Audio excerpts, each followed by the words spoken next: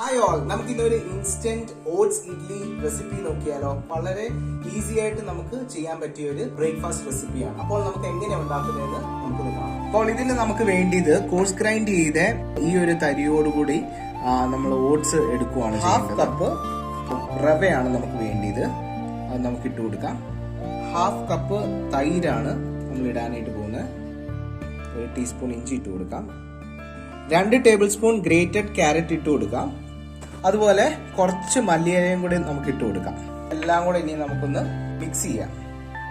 ആവശ്യത്തിന് വെള്ളവും കൂടെ നമുക്കൊന്ന് ഒഴിച്ചു കൊടുക്കാം. ഒഴിച്ച് നമുക്ക് മിക്സ് ചെയ്യാം നന്നായിട്ട്. ആവശ്യത്തിന് നമുക്ക് ഉപ്പും കൂടെ ഇട്ട് കൊടുക്കാം ഇതിൻ്റെ അകത്തോട്ട്. നമുക്കിതൊന്ന് അടച്ചു വെച്ച് അരമണിക്കൂർ റെസ്റ്റ് ചെയ്യാനായിട്ട് വെക്കാം. അപ്പോൾ അരമണിക്കൂർ ആയിട്ടുണ്ട്. ഇനി നമുക്കൊന്ന് തുറന്ന് നോക്കാം. ഇപ്പോൾ കുറച്ച് കട്ടിയായിട്ടുണ്ട്.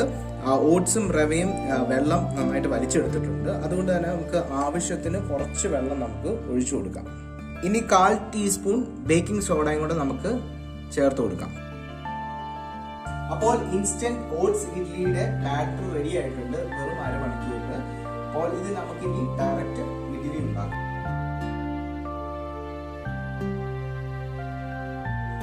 അങ്ങനെ ടേസ്റ്റി ഹെൽത്തി ഓട്സ് ഇഡ്ലി ഇവിടെ റെഡി ആയിരിക്കുകയാണ്. ഇത് കണ്ടേ, അടിപൊളിയാണ്.